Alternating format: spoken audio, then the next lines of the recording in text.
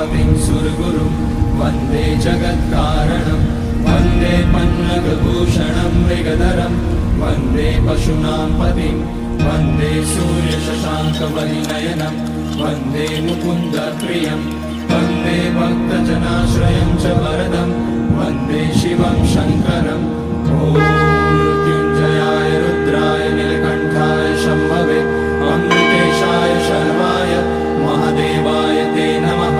नमस्तेऽस्तु भगवन् विश्वेश्वराय महादेवाय त्र्यम्बकाय त्रिपुरान्तकाय त्रिकाग्निकालाय कालाग्निरुद्राय नीलकण्ठाय मृत्युञ्जयाय सर्वेश्वराय सदाशिवाय श्रीमान् महादेवाय नमः।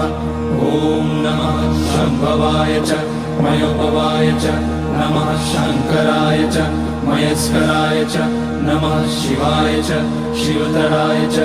ॐ त्र्यम्बकं यजामहे सुगन्धिं पुष्टिवर्धनम् उर्वारुकमिव बन्धनान् मृत्योर्